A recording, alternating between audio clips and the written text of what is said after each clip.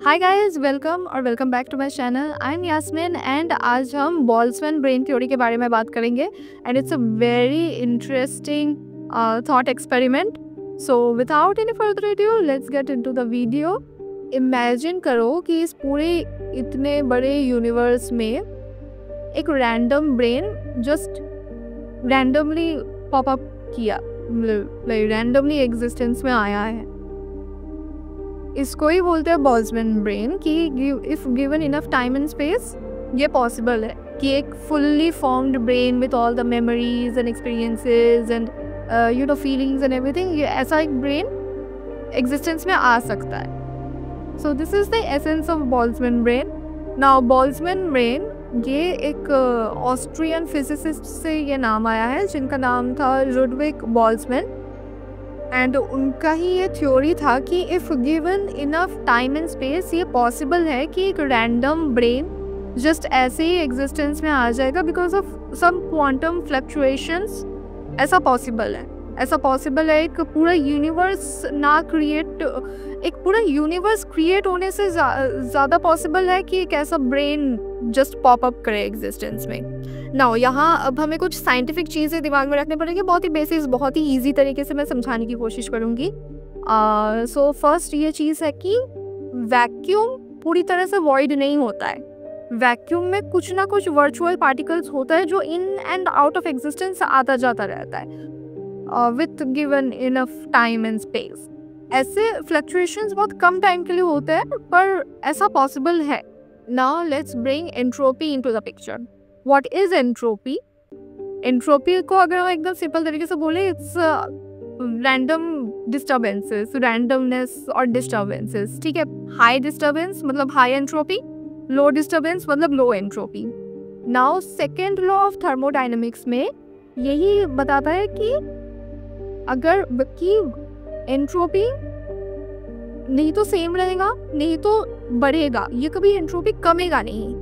जैसे for example ले लो कि कोई ग्लास है, वो एक शेप में, अभी उसको मैंने गिरा के अभी तोड़ दिया ना, वो डिस्टर्बेंस ज़्यादा हुआ, लाइक बहुत सारे छोटे छोटे टुकड़ों में वो टूट गया, वो डिस्टर्बेंस हुआ है, पर वो डिस्टर्बेंस कभी फिर दोबारा मुड़ के वो वो ओरिजिनल शेप में कभी नहीं आएगा।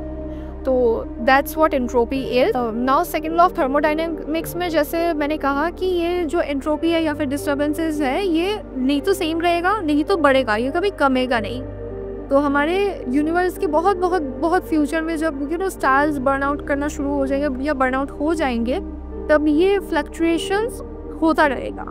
एंड बोल्ट्जमैन ब्रेन थ्योरी यही बताता है कि जब ये मैक्सिमम एंट्रोपी होगा, मैक्सिमम डिस्टर्बेंसेस होगा यूनिवर्स में, तब ऐसा एक fully formed brain with all the memories and stuff, ऐसा एग्जिस्टेंस में आना पॉसिबल है ना। अब ये बेसिक्स क्लियर हो गया। अब यहाँ पे पैराडॉक्स शुरू होता है, यहाँ पे हमारे एग्जिस्टेंस के ऊपर पैराडॉक्स शुरू होता है कि अगर ऐसा एक रैंडम ब्रेन फॉर्म होना इतना ही पॉसिबल है, देन ये भी पॉसिबिलिटी है कि हम सब भी बोल्ट्जमैन ब्रेन ही है। कि अगर एक पूरा फुल्ली फॉर्म्ड यूनिवर्स क्रिएट होने से ज़्यादा इजी है कि एक बोल्ट्जमैन ब्रेन क्रिएट हो जाए, देन ये पॉसिबिलिटी है कि हम भी बोल्ट्जमैन ब्रेन है। Isn't that crazy? Now ये तो पैराडॉक्स है ही, साथ में साइंटिस्ट ये भी बोलते हैं कि ये जो हमारा यूनिवर्स है ये खुद में ही एक बहुत बड़ा बोल्ट्जमैन ब्रेन है, क्योंकि इस यूनिवर्स और हमारे ब्रेन में बहुत सारी सिमिलैरिटीज दिखे हैं साइंटिस्ट को, जैसे cosmic web, structure of universe या फिर डार्क मैटर, ये सब बहुत ज़्यादा सिमिलर है हमारे ब्रेन से। इसलिए साइंटिस्ट ये भी बोलते हैं कि हमारा ये जो यूनिवर्स है ये खुद में ही एक ह्यूज बोल्ट्जमैन ब्रेन है, ये खुद बस एक दिन अचानक से रैंडमली एग्जिस्टेंस में आया है। नाउ ये प्रश्न हमारे दिमाग में ज़रूर आ रहा होगा कि क्या सच्ची में हम बोल्ट्जमैन ब्रेन हैं? क्योंकि अगर सच्ची में हम बोल्ट्जमैन ब्रेन है, देन इट्स फैसिनेटिंग और साथ ही साथ ये बहुत डिस्टर्बिंग भी है, क्योंकि हमारे दिमाग में जो इतने एक्सपीरियंसेस है, थॉट्स है, इतने जो सब कुछ चीज़ें चली, ये जस्ट एक वॉइड में बस ऐसे ही एग्जिस्टेंस में आ गया। Like how is that possible? मतलब क्या सही है क्या गलत है, हम जो कर रहे हैं जो नहीं कर रहे हैं, जो करना चाह रहे हैं जो नहीं करना चाह रहे, ये सब फीलिंग्स बस ऐसे ही वॉइड में जस्ट एक दिन एग्जिस्टेंस में आ गया।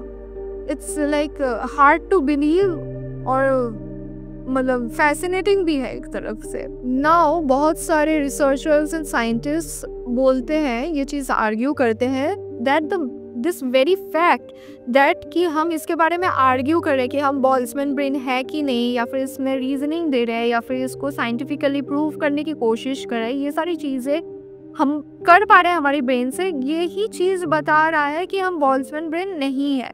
क्योंकि अगर हम सच्ची में बोल्ट्जमैन ब्रेन होते तो हमारे अंदर ये क्षमता नहीं होती, ये ये रीजनिंग करने की क्षमता नहीं होती कि हम बोल पाए कि ये सही है कि गलत है। बिकॉज एक रैंडमली एक ऐसे ही ब्रेन बस वॉइड में एग्जिस्टेंस में आ जाता तो फिर बस रैंडम थॉट्स दिमाग में आते हुए एक क्योस रहता दिमाग में। अब एक और चीज़ है कि हम ये बोल्ट्जमैन ब्रेन थ्योरी के बारे में ये पूरा कॉन्सेप्ट तभी उठ रहा है, हम ये एज्यूम कर रहे हैं कि universe infinite period of time के लिए एग्जिस्ट कर रहा है, ठीक है, इनफाइनाइट पीरियड ऑफ टाइम, मतलब इस एजम्पशन को लेके ही हम चल रहे हैं। बट व्हाट इफ ये universe infinite period of time के लिए एग्जिस्ट कर ही नहीं रहा है? व्हाट इफ एक फाइनाइट पीरियड ऑफ टाइम के लिए एग्जिस्ट कर रहा है? व्हाट इफ ये उस दिन ही जस्ट यूनिवर्स क्रिएट हो रहा है, that is the big bang के टाइम से यूनिवर्स क्रिएट हो रहा है विच इज़ फाइनाइट। हम वो एक पिन पॉइंट कर पा रहे हैं उस डेट को कि नहीं उस टाइम से ये यूनिवर्स क्रिएट हुआ है। देन इस कंडीशन से फिर बोल्ट्जमैन ब्रेन थ्योरी का ये पूरा कॉन्सेप्ट ही एग्जिस्ट नहीं करेगा। नाउ फिलोसोफर्स ये आर्ग्यू करते हैं कि Boltzmann brain paradox just questions our sense of self, our existence, reality, feelings, इन सब के बारे में क्वेश्चन करता है, इन सब के ऊपर सवाल उठाता है। जो हम सोचते हैं क्यों सोचते हैं, हम जो करते हैं वो क्यों करते हैं, ये सब एक फीलिंग्स है। ये अगर एक बस रैंडम फ्लक्चुएशन की वजह से हमारा ब्रेन जस्ट पॉप अप किया और ऐसे ही बस आ गया हमारा ब्रेन एग्जिस्टेंस में, तो फिर एक बहुत बड़ा क्याओस होगा हमारे दिमाग में और ये पूरे नेचर में। So it's not that possible. So yeah, that's Boltzmann brain paradox and do let me know your thoughts. तुम लोग क्या सोचते हो मेरे से? जितना बहुत ही इजी तरीके से मैंने समझाया है चीज़ों को, मैं बहुत ज़्यादा साइंस की तरफ भी नहीं गई हूँ, बहुत ज़्यादा फिलोसॉफी की तरफ भी नहीं गई हूँ, बहुत ही मतलब एक छोटे बच्चे को जैसे समझाया जा सकता है वैसे मैंने समझाने की कोशिश की है। And it was a really interesting paradox. You guys comment कि तुम लोगों को कैसा लगा and what do you guys think कि ये पैराडॉक्स सच में एग्जिस्ट करता है कि नहीं। So yeah guys, like, share, subscribe and share your thoughts. So yeah guys, bye.